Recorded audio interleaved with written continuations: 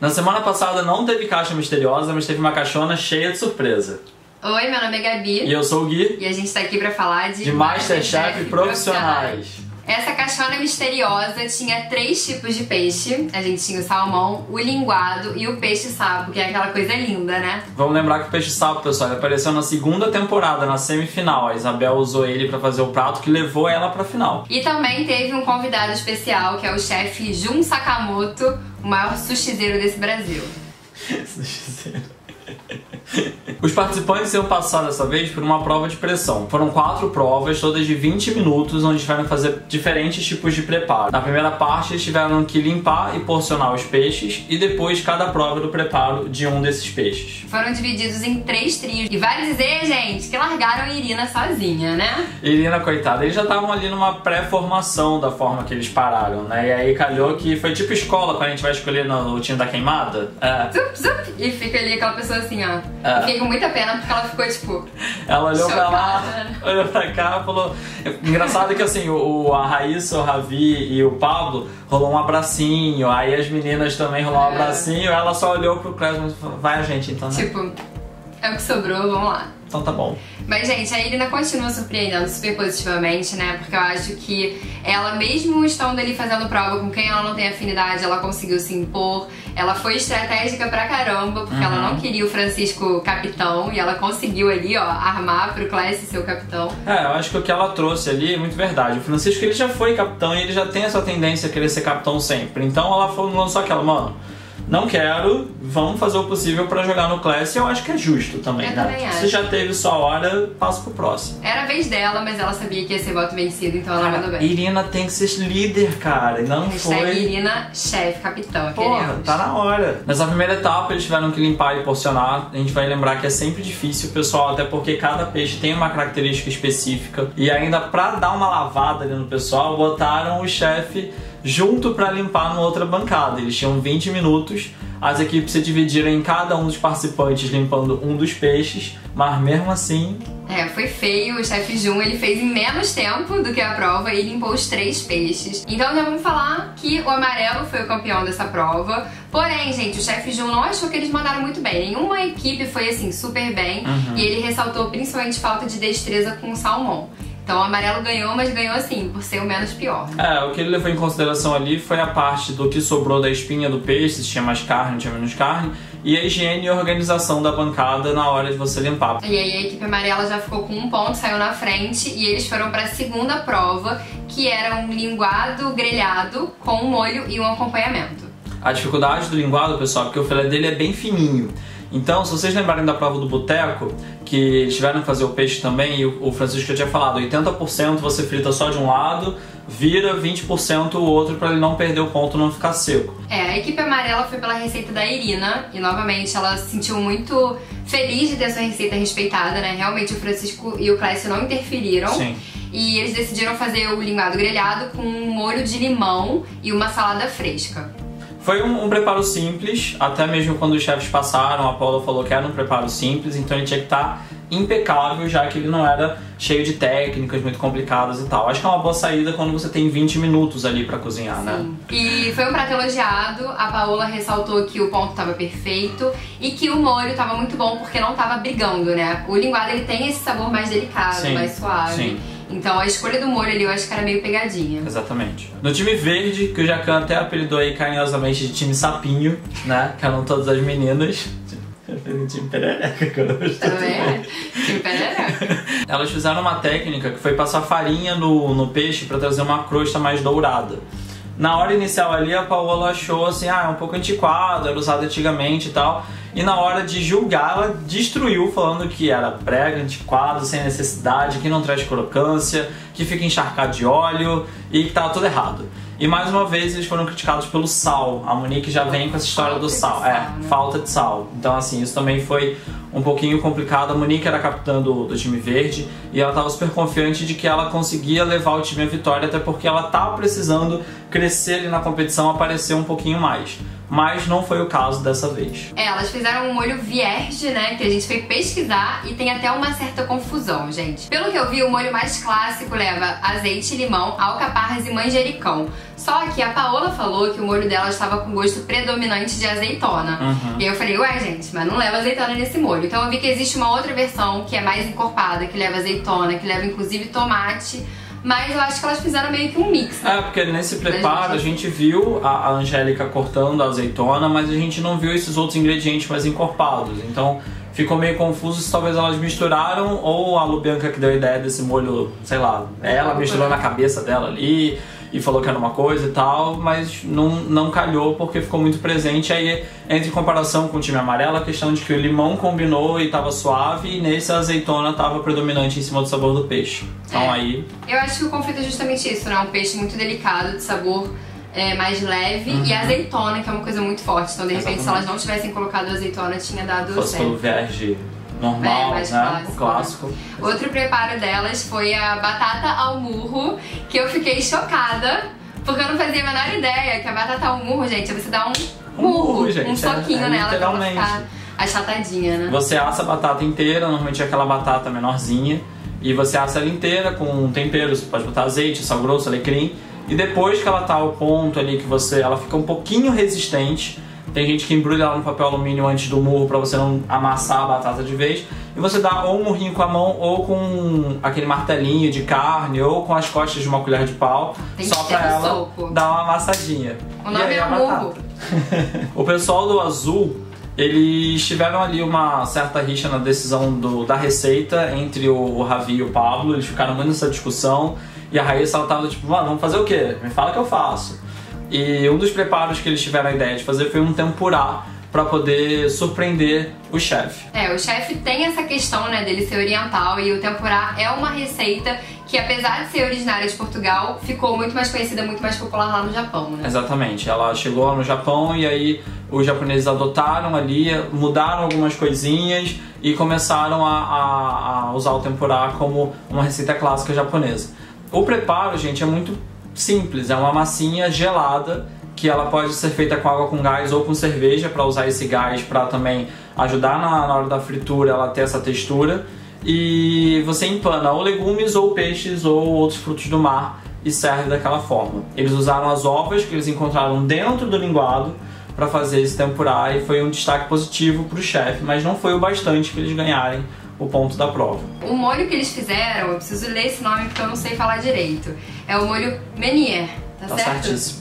Olha só, que é um molho bem clássico francês, né? Aliás, nessa prova, gente, o time azul foi muito pelo clássico francês. Esse molho ele tem como base manteiga, farinha, champignon e também leva limão e alcaparras. Foi um prato elogiado, mas não o suficiente, né? Não chegou lá. Então quem ganhou foi o time amarelo de novo. Já pegando aí, pessoal, 2 pontos de vantagem, então vamos ganhar só mais uma prova para poder vencer. E aí quando a gente foi para essa terceira prova, ele já tava ali no ritmo do tipo, agora é só a gente manter isso aí que a gente ganha. E a terceira prova foi aquele horroroso peixe-sapo escalfado, né? Gui, o que é escalfado? Gente, escalfado nada mais é do que um termo gastronômico, um termo clássico para você fazer algum alimento ensopado. É o cozimento lento num caldo, que aí você pode criar esse caldo na base que você preferir. A receita do time amarelo foi do Clécio. E foi uma coisa meio polêmica, né? Foi. Quando o Jacan passou pela bancada, eles estavam temperando o peixe-sapo na salmoura. Salmoura é uma técnica de tempero onde você coloca o produto em molho numa água salgada para ele absorver. A salmoura não é só água com sal, gente, assim, você também pode fazer como se fosse um soro, açúcar, sal. Eu, por exemplo, gosto de fazer com peito de frango, como ele não é tão suculento. Você coloca ele de molho na água, sal e açúcar mascavo, ele fica ali um tempo, depois você frita e ele fica mais suculento. É uma técnica, não deixa de ser errado, mas os chefes contestaram pelo fato de ser um peixe que já é um pouco salgado. O peixe-sapo ele vem das profundezas, então ele já tem uma questão diferente ali do peixe mais comum como linguado. Então eles questionaram, ficaram um pouquinho de pé atrás ali com esse tipo de preparo. Outro pé atrás que eles ficaram, na verdade, que eu acho que foi por isso que não conseguiram ganhar essa prova, é que eles fizeram um molho, né? Um molho ali com base de azeite, então não consideraram que aquilo era ensopado, escalfado ou como queiram chamar. Eles acabaram não tendo essa questão do cozimento do peixe em um molho específico e tudo mais. Ele foi feito pochê, depois da salmoura, e aí fez esse molho de azeite que a Paola até criticou, falando que era azeite misturado com alguma coisa, então tinha muito gosto de azeite. E o prato tava monocromático, porque eles fizeram um purê de banana e chips de batata baroa, então era tudo amarelo. Isso. A Paola falou que era uma papinha de bebê gourmet, e eu concordo, não tava muito apetitoso não. Não tinha, o molho tava bonito até quando eles colocaram, assim, mas realmente tava muito amarelo, não tinha uma força, sabe? Você não olha e não fala que uau, assim, tipo, vou comer e vai ser diferente. Sim. O azul, gente, continuou no clássico. Eles fizeram ao vinho tinto com a tal da Catalônia grelhada, bacon e champignon. O que é Catalônia? Pessoal, a Catalônia na verdade é uma hortaliça, assim como o alface, rúcula, é muito usada em salada, só que com o passar do tempo ela meio que se desprendeu da nossa mesa e hoje em dia ela não aparece muito mais. Então, se você perguntar para os seus avós, bisavós, pode ser que eles conheçam ainda a Catalônia. Hoje em dia é pouco usada, principalmente porque ela tem um sabor muito amargo. E ainda rolou uma outra polêmicazinha quando eles apresentaram o prato. O Pablo falou que era Mizune, que tem uma couve normal que tem um tipo chamado Mizuna. E aí a Paula falou que não era isso, que eles não podiam confundir, tinham que saber certinho qual tipo de hortaliça. E esse amargor que eles acharam na hora, o Pablo ele super vendeu, né? Tipo, sim, é amargo, fica gostoso e... O Pablo, gente, eu acho que ele foi uma coisa meio negativa aqui pro time do Ravi e da Raíssa, pra Ravissa. Porque todas as provas ele fez alguma merda, gente. Ele foi o elo meio fraco dessa prova ali pra eles. Então, assim, o Ravi teve a ideia do vinho tinto, que assim, o prato tava feio, né? A carne branca do peixe ficou ali meio manchada, tipo, ficou meio esquisito, mas é uma coisa clássica francesa, então tudo bem. O Ravi e o Pablo discordaram muito sobre o que colocar ali nesse acompanhamento, e aí o Pablo bateu o pé que queria essa hortaliça aí, que acabou ferrando eles. E a Raíssa, totalmente neutra, não se envolvia. Então o Pablo acabou prejudicando um pouco aí Ravissa. Mas quem ganhou foi o time verde, que a gente vai falar agora. Pois é, o time verde, a Monique ela entrou ali naquela cara de, mano, sangue nos olhos, a gente tem que ganhar. Antes ela defendeu de que eles perderam porque não seguiram a ideia dela, foram pra ideia da Lubianca. E agora ele bateu o pé na ideia dela. Eu achei que a Monique acabou crescendo um pouco nesse programa. Só que eu acho que a gente tem que pensar se foi um crescimento positivo ou negativo. Eu acho que ela se impôs de uma maneira um pouco negativa, até um pouco soberba. Eu particularmente não gostei muito da postura da Monique nesse programa. Eu acho que ela tava muito falando isso, assim, se a gente fosse pela minha ideia. E ela acabou também cometendo erros graves. Então, acho que a Monique precisa ter um pouquinho mais de calma. Ela tá no momento que ela precisa aparecer mais no programa, mas ela precisa planejar melhor em como fazer isso. Eles foram pro preparo da muqueca, que calhou de ser uma coincidência. O chefe Jun também deu a sugestão dele de que ele faria uma muqueca. Muqueca, pessoal, é um prato super típico, ele tem uma origem indígena e ele tem ingredientes muito clássicos, que é cebola, pimenta, leite de coco, azeite de dendê, coentro e tomate. Então, hoje em dia a gente tem dois tipos de muqueca, que é a capixaba e a baiana. O pessoal briga muito pra falar qual é a clássica, qual é a que surgiu primeiro.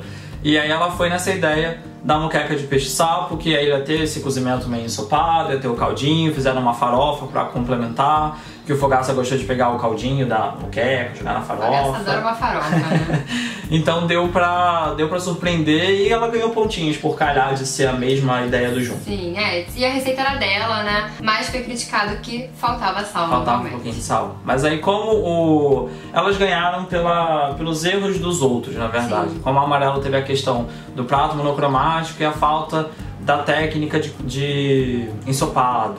Como o outro teve o amargo, elas já ficaram ali só, não falta um pouquinho de sal, não era falta, ficou sem sal e aí levaram. E aí a gente ficou com 2 pontos para amarelo e 1 ponto pro verde, então se o verde ganhasse a segunda prova, teria uma outra de desempate. A quarta prova foi do salmão unilateral. Eles explicaram bem o que é essa técnica, que na verdade é você fazer o salmão com a pele, cozinhando de baixo pra cima, para que ele apresente 3 pontos. Em cima ele tem que estar cru, no meio ao ponto e embaixo ele tem que estar bem passado. Calhou que todo mundo foi assim, confiante nisso, mas a gente teve o Pablo, que tava ali super certinho e não sei por que caralho isso ele cismou de que ele ia dar uma viradinha pra tentar acelerar. E aí ele acaba selando os lados e não é mais o preparo. Exatamente. O azul tava ali só cumprindo o protocolo, né, gente? Não tinha mais como ganhar. E eles foram novamente pro clássico. Fizeram um molho holandês, que é um molho bem clássico. É um molho francês, é um molho... Existe uma receita clássica francesa que são aspargos com molho holandês. E aí você só muda o acompanhamento.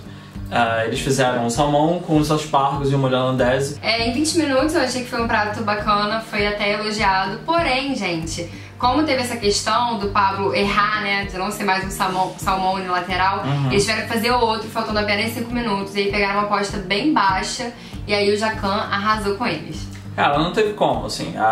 O Jacan na hora ainda falou, eles acharam que não ia ter tempo, eles decidiram pegar uma outra aposta, cortar um pedacinho pra poder cozinhar mais rápido e chegar lá. E aí todo mundo comeu, beleza, mas o Jacan ele pega, né, nessa coisa de o que é certo, o que é errado na cozinha. E eu falei, mano, isso aqui você tá enganando o cliente, que não é nada mais que a verdade. É verdade. O time amarelo dessa vez seguiu a receita do Francisco e eles fizeram salmão com molho cítrico de champignon e fizeram ali como acompanhamento umas batatinhas douradinhas que estavam bem bonitinhas.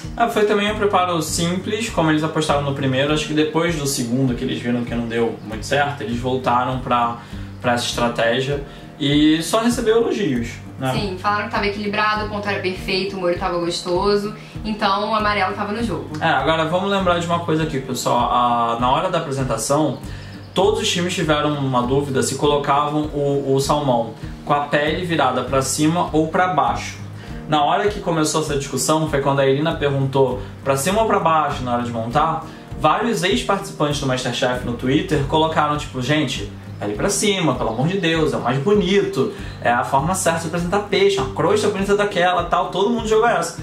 E na hora que eles foram pro julgamento, os chefes já mandaram, falando, gente, na lateral, a pele é pra baixo, porque você tem que mostrar ali os 3 pontos e tal. Aí todo mundo no Twitter, tipo, pois é, não era, tal. Então você vê que às vezes tem preparos clássicos, como o Jacan defende tanto, que são diferentes, você tem que fazer diferente. Esse foi o erro do time verde. Exatamente. O time verde ia ganhar, né, gente? Ia, cara. Porque tava muito saboroso, foi assim, unanimidade entre os jurados. Eles iam fazer salmão com maracujá, desistiram quando a Paola passou na bancada. Ainda bem, gente, porque nada mais cafona, nada mais óbvio do que salmão ao molho de maracujá. Tem em todo e qualquer restaurante aquilo que você vai. Aí eles desistiram e foram pro Beurre Blanc.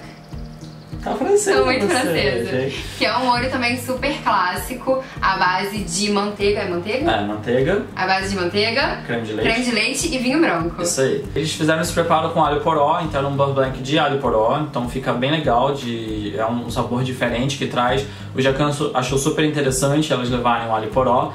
E o salmão tava no ponto certo, mas na hora de servir, a Monique colocou com a pele pra cima, nessa ideia de que era o clássico e tal. E como o beurre blanc tava morno, né, de quente pra morno, a parte crua do salmão que tava em cima acabou cozinhando. Então elas perderam o ponto do salmão no lateral.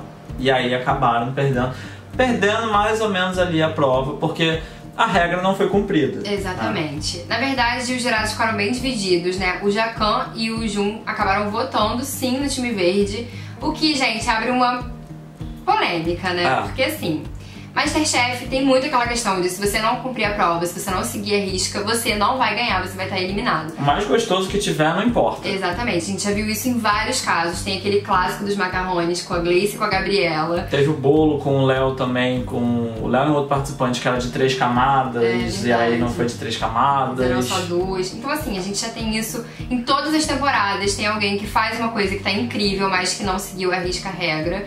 E aí o Jacan, que é o chefe que mais pega no pé com isso, que mais é chato com isso, vota no time verde que não tinha seguido a técnica à risca. Eu achei complicado, eu acho que você abre um precedente. E de fato estava muito gostoso, mas a Paola e o Fogaça foram mais corretos. A Paola falou, cara, assim, a prova era do salmão no lateral. Por mais que eu ache que aquele lá tava mais bem feito, mais gostoso, não sei o que, elas não fizeram, não tem jeito. Mas o Jacan e o Jun bateram ali. Eu também acho que, assim, no final das contas, o amarelo ia ganhar. Então eles falaram, vamos dar um pontinho ali pro verde pra pelo menos dar um merecimento ali de que eles fizeram um bom preparo, que foi o mais gostoso dos 3. Então eles empataram, 2 votos cada, os 2 ganharam um ponto e o amarelo, por já ter 2 pontos, foi o grande campeão. Venceu. A Irina foi um super destaque, a gente já falou. E aí no final o Francisco falou, gostei muito de trabalhar com você. Eu achava que você era chata.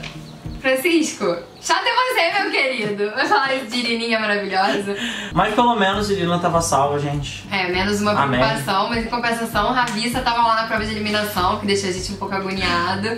Então vamos falar da prova de eliminação. Pois é, pessoal, a prova de eliminação foi aí pra um tema que o Jacan ama, adora e deixou ele mega famoso, que são os temperos. Temperos. Eram 9 temperos e somente 6 foram utilizados, né? Porque eram 6 participantes da prova de eliminação. E uma coisa que foi interessante é que os vencedores, né? Quem tava no mezanino pôde escolher tempero pra 2 pessoas, né? Sempre em dupla. Vou falar novamente da Irina, porque, gente, a Irina é muito sororidade, assim, tipo, ela quis ajudar a Raíssa e a Monique, que são pessoas que ela gosta, que ela se identifica. Então, Irina, muito amor pra você. Eu acho que o Francisco também teve uma vibe meio de ajudar. Ah, assim, gente, Lubianca não tem jeito. Lubianca, ela é a estrela do Masterchef. Ela é a diversão do Masterchef. Porque ela tava desesperada e ela soprou pra ele que ela queria fazer doce. Ele fez por onde, né? Deu pra ela o ingrediente que ela queria. Só quem fez merda foi o Clécio. O Clécio, eu acho que ele é muito jogador, porque ele tava ali querendo ferrar todo mundo. Ele foi no Ravi e foi na Angélica, porque ele considera os dois muito fortes. E acabou conseguindo ferrar. Não, e a Angélica ainda que ele falou, eu vou dar pra você o cominho, porque você tem muita coisa de molecular. Aí todo mundo, tipo... que tem a ver? Até a Paola perguntou, o que tem a ver isso? Ele, não sei. Nessa divisão a gente teve o Ravi com a Rovan, a Angélica com o cominho, a Raíssa com a lavanda, Monique com alcaçuz, Lubi com cumaru e o Pablo com cardamomo negro. A gente vai falar um pouquinho mais sobre esses temperos, pessoal, lá no Instagram. Então você pode ir lá essa semana, vão ter vídeos exclusivos sobre cada um desses temperos, curiosidades e preparos. Então segue lá, eu falando de Masterchef. Também tem outras dicas de outros preparos dos episódios passados. Lá no mercado já sentimos Ravi super desorientado, gente. Isso se refletiu durante toda a prova. Dessa vez quem teve muita ajuda do mezanino foi Ravizinho e ele tava realmente muito perdido. Ele apostou no carré, porque na hora que a Paola tava explicando ali os temperos, ela disse que o tempero dele estava muito bem com carré de cordeiro, só que eu acho que ele foi meio pro óbvio, né? Foi justamente no que ela falou que era bom. Ele apresentou, na verdade, acho que o mesmo comportamento da prova dos peixes ali. Ele falou, mano, não era o tempero que eu queria, então o que eu vou fazer? Aí ele foi pegando de tudo, aí ele falou, acho que eu vou fazer isso aqui mesmo, mas sabe quando não tem vontade, assim? Não tem amor, né? Ele fez pra... porque tem que fazer, né? Pra não sair. Ele também fez um macarrão gratinado, que na minha opinião tava muito apetitoso. Eu amo macarrão gratinado, melhor ainda, então fiquei com muita vontade de comer. Com o polêmico potinho sujo, que foi super criticado pelo Jacan. Aí a gente entra de novo nessa discussão Jacan e Ravi. O que acontece? Ele fez o gratinado, ele colocou no forno, e aí o queijo derrete, escorre, e ele acabou entregando o ramecan desse jeito. O Jacan foi o único que falou super mal, falando, porque isso aqui é sujo, não sei o que, a gente não faz em casa. Eu acho que isso é duvidoso, assim, eu não sei se tem uma regra. A gente entra naquela de que o clássico que o Jacan defende é o ramecan lindo, limpo, cheio de coisas e tal, chegando ali perfeito. E o Ravi defende aquela roots, assim, né, tipo, ele escorre, é bonito e vai e tal. Eu acho que não tem certo, não tem errado, é uma mudança, uma desconstrução daquilo ali, mas... pro Ravi pesou um pouquinho ali no pé do Jacan. E o outro defeito do prato do Ravi era que faltava sal no cordeiro. Ele usou o tempero dele tanto pra fazer o cordeiro, também no caldo. Eles acharam que o tempero estava presente, que isso era uma coisa fundamental pra prova, mas faltava sal. Sim. Aí a Paola pediu pra ele experimentar, e aí, gente, enquanto a Paola falava, o Ravi já foi andando de volta ali pra ficar na bancada. Parecia, na verdade, que ele tava doido pra, entregar o prato e já parar. E sair embora. Tipo, essa prova aí pra mim não deu nada. Exatamente. Mas assim, eu achei muito desrespeitoso, gente. Eu sou muito fã do Ravi, vocês sabem que eu adoro ele. Mas eu acho que quando faz cagada, a gente tem que falar. E eu achei desrespeitoso. Eu achei que a Paola levou de boa. Se fosse o Jacan, não sei o que aconteceria. Mas eu achei desrespeitoso. Achei que o Ravi viajou um pouco. Ele tava sabendo que ele tinha ido mal. Mas assim, seja profissional, aguarde as críticas, saiba lidar melhor com isso. Veio a Angélica, que também usou cordeiro. E aí ela pegou o cominho, que logo de início ela falou que ela não gostava muito do cominho. Tem um sabor muito forte, que pode roubar ali no meio do prato. E aí ela acabou indo pro carré de cordeiro com a ideia de fazer um prato árabe, que é um quibe. Eu achei que a ideia de fazer um prato árabe foi esperta, porque tem muito essa questão das especiarias, né? Verdade. De comidas muito temperadas, muito perfumadas. Porém, gente, a execução dela ficou muito esquisita, principalmente o quibe. Porque os jurados falaram que tava numa textura meio termo, entre kafta e quibe. E a Paola falou até que era um hamburgão. Eu achei que quando eles cortaram me pareceu meio seco. Eu acho que isso vem da questão de que ela fez moeu a carne no processador. Sim. E aí acaba que nesse ponto, se você não toma cuidado, você acaba moendo demais ela. E aí quando você junta, ela vira mais uma massa do que aquela carne que você vê pedacinhos unidos e tudo mais. Então acho que essa questão aí foi o que pegou pra ela na montagem desse prato. Mas eu achei super positivo que ela fez o pãozinho, ela que fez, ela que botou ali. O molho tava bom e tudo mais. A única questão é que talvez por medo do cominho, ela usou pouco. Ele sumiu. E isso foi uma grande crítica, né? Porque o cominho é um tempero que já é muito presente. Então você pegar um tempero que já é muito presente e fazer ele sumir no prato, foi bem negativo pra Angélica. Acabou que nesse ponto a gente teve aí os 2 negativos da prova. Essa prova foi legal porque, assim, todo mundo mandou bem, assim. Não teve ninguém que fez um prato horrível ou que foi mega criticado. Sim. Isso é bacana porque a gente tá no top 9 e a gente mostra que tá num nível de competição bem legal. Não tem ninguém ali destoando muito ou que era injusto de estar ali ou algo assim. Então eles acabaram sendo os piores, mas não os piores pratos, mas os pratos que tiveram alguns erros a mais do que o restante. Temos 2 coincidências nesses piores, né, gente? Os 2 usaram cordeiro e os 2 foram com temperos dados pelo Clécio jogador. Então, infelizmente, mas depois a gente volta pra falar quem foi eliminado. Pois é. A gente teve a Monique, que tava com alcaçuz, e ela fez uma galinhada, o que foi super interessante, porque alcaçuz geralmente você liga pra um prato doce, pra uma sobremesa. Ela fez uma galinhada que tava super elogiada. A Paola falou que o alcaçuz é um tempero muito difícil e que ela soube usar muito bem. Essa foi a parte positiva da virada da Monique nesse episódio. Ela sabia que era bom pra sobremesa, ela foi pra galinhada, na hora que os chefes passaram na bancada e falaram: tem certeza? Ela foi, não, confiante de que ia dar certo. Ela fez e ela recebeu o elogio e a surpresa, porque eu acho que isso é importante quando você está na competição. Você surpreendeu os chefes. Os chefes entraram naquela do tipo, tava esperando a merda e, pô, foi bom. Então ela surpreendeu nessa daí, foi uma virada positiva. A gente espera que ela consiga virar mais pra não cair ali no esquecimento dos participantes. Exatamente. E falando em surpresa, gente, falando em virada, a grande virada da prova foi o Pablo. Ele tinha como ingrediente o cardamomo negro, que é meio complicadinho, né? E ele foi pra sobremesa. Ele fez um arroz doce de cacio e pepe. Eu achei meio confuso isso na hora, porque, gente, cacio e pepe é um preparo italiano de massa que tem muito queijo e muita pimenta preta. Ele é difícil de fazer, eu acho que ele já apareceu em alguma temporada, não me lembro agora, porque assim, o nome não me soa estranho, eu acho que eu lembro do Jacan explicando alguma coisa. Mas eu lembro que ele é difícil, eu lembro de pesquisar e ver que era difícil esse preparo, eu ia tentar fazer em casa, não tentei, fiquei com medo. Mas a ideia dele foi trazer elementos salgados para esse preparo do arroz doce. Ele usou o cardamomo negro na hora de cozinhar o arroz doce ali, coloca o leite e tudo mais. Ele também fez um crumble, que a gente já falou aqui alguns episódios atrás como se faz um crumble com esse cardamomo. Isso, e ele também usou aquela laranjinha pequenininha que é bem ácida, quincan, e também usou frutas vermelhas. O bacana do prato dele é que, como eles falaram depois, a cada colherada, a cada garfada era uma sobremesa diferente, né? Trouxe muitos sabores. Só que, gente, quando a Paola passou na bancada, ela teve certeza que aquilo ia ficar uma grande cagada. Não só ela, né? Eu acho que todos os chefes sacanearam muito o Pablo. O Jacan falou que ia processar ele, falaram que ele tinha aprendido com um chefe meio ruim. O Jacan falou que era algum chefe inimigo dele pagando o Pablo pra envergonhar ele. Assim, bulinaram forte o Pablo. E eu acho que ele merece aplausos por ter permanecido firme na receita que ele acreditava. E ter sido aí a grande surpresa da prova. A Paola ficou super emocionada, falou que era genial, uma das melhores sobremesas que ela já comeu. E o Jacan falou: agora você voltou a ser você.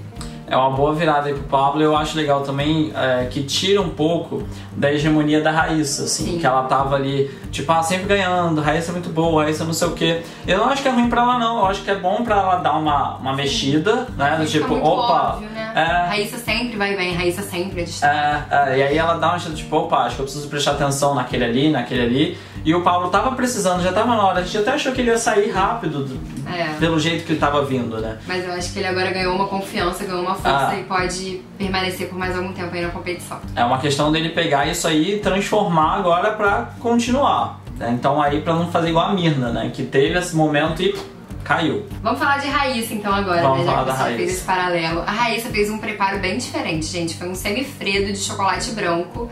O ingrediente dela era lavanda, que segundo a Paola era o mais difícil de todos. E ela usou tanto no preparo ali do semifredo da calda dela, né? E também fez um açúcar de lavanda. O açúcar de lavanda, gente, é um preparo super simples. Pra quem viu o vídeo da fava de baunilha lá no Instagram, a gente falou sobre o açúcar baunilhado, que é você moer a fava de baunilha junto com o açúcar. O de lavanda é a mesma coisa, ela moeu a lavanda junto com o açúcar. O que eu acho que vale muito a pena falar aí da Raíssa, que também é um ponto mega positivo, é o fato de que ela é nova e ela já tinha feito algum preparo com a lavanda. Enquanto você tinha participantes ali que nunca tinham conhecido alguns daqueles temperos, ela já tinha alguma experiência. Então, assim, de novo, é um ponto mega positivo aí pra ela. A sobremesa dela tava muito bonita e foi super elogiada. O Jacão falou, menina, você tem muito talento.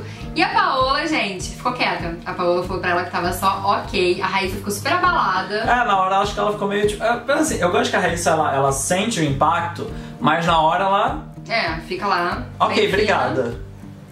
E segue, né? Depois a Paola se justificou, mas a gente vai falar disso um pouquinho mais na frente quando a gente for falar ali dos melhores e piores. Junto desse preparo dela, a única coisa que eu quero trazer também é a tuile que ela fez. Porque eu acho muito legal pensar nesses contrastes de sabor. Como o semifredo é uma sobremesa que pode ser um sorvete, pode ser um creme, ele é semi-congelado, semi-gelado, por isso que ele tem esse nome. Ela fez chocolate branco que já é mais doce, e ela ia fazer a calda com lavanda, ia botar a framboesa ali que ela marinou para trazer alguns sabores diferentes e tal. Ela queria trazer um amargo. E ela fez uma tuile de cacau. A tuile, pessoal, é um biscoitinho italiano. E eu achei muito legal que ela ficou testando o preparo da tuile. Então ela fez um pouquinho, viu que ficou muito massinha, tirou farinha, fez um pouquinho, até ficar e ficou uma redezinha linda quando ela fez. Então, o prato da Raíssa novamente estava incrível, estava muito bonito. Por último, a gente vai falar do grande destaque da edição, né? O destaque da pessoa mais engraçada, mais polêmica, que todo mundo mais comenta, que é a Lu Bianca. A Lu fez uma cheesecake de abóbora e ela também fez um chantilly de leite de coco e farofa de coco tostado. Foi uma sobremesa simples. Sim. Ela falou que era uma coisa que ela já estava acostumada a fazer, mas, gente, fez o Jacan chorar. Marejou ali, cara. Assim, eu acho legal isso da Lubi, porque assim, por mais que às vezes ela tenha algumas dificuldades de preparo, igual dessa vez a massinha dela não ficou tão boa, do cheesecake, ela foi comer tudo mais, você pode reparar que na maioria das provas ela consegue trazer algum sentimento para aquilo ali. Então talvez ela não seja a chefe que tem a maior técnica ou maiores conhecimentos, mas talvez o que ela coloca ali na cozinha ajuda a remeter alguma coisa que tá levando ela em frente. Exatamente. Mas eu acho bacana que não foi só o Jacan, né? O Fogaça e a Paola também gostaram muito. A Paola também falou que a sobremesa dela, assim como a do Pablo, emocionavam. E aí ela foi um super destaque positivo. Nesse momento, gente, depois que a sobremesa da Lu Bianca e do Pablo tinham sido elogiadas, a Paola justificou pra Raíssa por que pra ela tinha sido somente ok. Ela falou, é por isso, você é muito talentosa, por isso que eu esperava mais de você. Eu achei super chato, porque nas entrelinhas estava escrito, você é melhor que o Pablo e melhor que a Lu Bianca, você tinha que ter ido melhor que eles nessa prova. Eu acho que a Paola, quando ela foi explicar, eu acho que ela se arrependeu de ter feito o tá ok na hora da classificação da Raíssa ali, do julgamento da Raíssa. E aí quando ela tentou falar assim, tá vendo, menina, porque não sei o que, caiu mais pra mal do que pra bem. Talvez, tipo, o Clécio, o Francisco, era melhor ter ficado quietinha, né? Deixa a Raíssa levar um esporrinho, ficar meio tensa, assim, não tem problema. Sim. E aí, porque fica um climão, assim. E isso é arriscado, pessoal, porque não dá pra gente falar que a Raíssa vai ser finalista. A gente quer muito, a gente torce, a gente acha que ela manda muito bem, mas a gente tem aí 5, 6 temporadas de Masterchef e a gente já viu que quem se destaca muito e é muito bom ali o tempo inteiro, chega um momento em que ele quebra. Tropeça ali sempre no finalzinho. Pois é, então assim, pra Raíssa chegar num top 4 e aí acabar saindo que nem foi a Cecília na primeira temporada, pouco custa, o Léo na temporada passada, então assim, acontece, então é arriscado. Sim. Eu acho que a gente tem que falar da Lu Bianca, porque é uma participante que é subestimada, todo mundo acha que ela é abaixo da média. E Michelle tá aí pra falar que às vezes quem é subestimada consegue ganhar. Então assim, a Lu Bianca tá vindo numa maré boa, tá vindo num momento em que ela consegue se destacar. Ela tem muitas falhas técnicas, ela tá lá sempre grudada no mezanino, mas ela tá conseguindo mandar bem, então o pessoal tem que abrir o olho com a Lu Bianca. Ela tá seguindo, cara, assim, eu não acharia estranho ver a Lubi num top 4, por exemplo, assim, ela vai indo, é aquela que vai comendo pelas beiradas, ela conquista o público, todo mundo torce pra ela no Twitter, todo mundo comenta sobre ela, ela é a questão narrativa de boa parte dos episódios, das piadas. Exatamente. Então quando você vai vendo, ela vai pelas beiradinhas ali, cara, e chegar na final é mole. É inclusive uma participante que a Band não tem interesse que saia, assim como o Ravi, na minha opinião. Eu acho que a Band não tem o menor interesse que o Ravi saia por enquanto. E aí, gente, a gente teve 4 destaques positivos nessa prova, que eu achei muito bacana, porque não teve ninguém mediano, que corrobora com o que você falou, né, de que o nível tá realmente muito alto. E como negativos, Ravi e Angélica, a Angélica acabou sendo eliminada. A Angélica, assim como a Mirna, eu achei que foi muito parecido com a Mirna. Prometeu muito no início, em alguns momentos das provas a gente via que ela... Não sei se ela se duvidava, ela não tinha aquela confiança ali, tipo, não, vai ser muito bom, coisa que a gente vê na Raíssa, por exemplo. Então chega um momento da competição que por mais que você tenha ali coisas diferentes, como a coisa molecular e tudo mais, isso faz falta. Eu acho que pra Angélica fez essa falta. Fez. Vale dizer que os jurados ficaram muito sentidos com a saída dela, a Paola chorou copiosamente, ela também ficou sentidinha, mas, novamente, saída justa, apesar de eu achar que realmente o programa não tem interesse com a Ravi saia, então que talvez tenha até tido um pouco ali de estratégia de reality show com a saída da Angélica, mas não deixou de ser justo por isso. Mas pelo menos a gente tem aí que não é o fim pra Angélica. Semana que vem, no próximo episódio, a gente tem repescagem. Eu fiquei surpreso que a gente não teve na primeira de profissionais. Então não tava esperando. E aí a gente vai ter uma nova chance pra todo esse pessoal que saiu. Eu acho que a gente nem precisa declarar times, né? O Guia claramente volta a Bárbara, não preciso nem perguntar pra ele. E eu gostaria muito que a Mirna voltasse, ou mesmo a Angélica. São 2 participantes que eu gosto muito, que eu acho que podem dar uma reviravolta aí, meio Isabel, que voltou na repescagem e pode ser a grande campeã. Eu gosto da ideia da Mirna ou da Angélica voltarem, porque elas são as últimas que saíram, você tem um relacionamento afetivo ali maior com elas.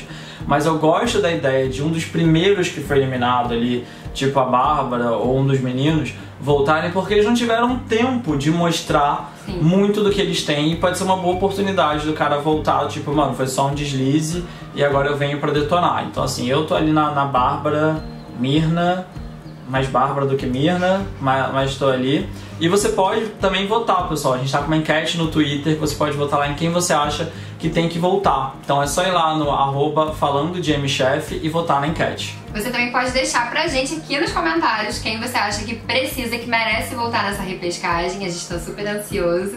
E é isso, a gente espera que vocês tenham gostado desse programa. Não deixa de seguir o perfil oficial aqui do Falando de Masterchef lá no Instagram, é @falandodemasterchef. E também os nossos perfis pessoais, Gabi Vasconcelos V. E o meu é Guia Bate, aparece tudo aqui embaixo pra vocês. Um beijo e até a próxima. Tchau, pessoal.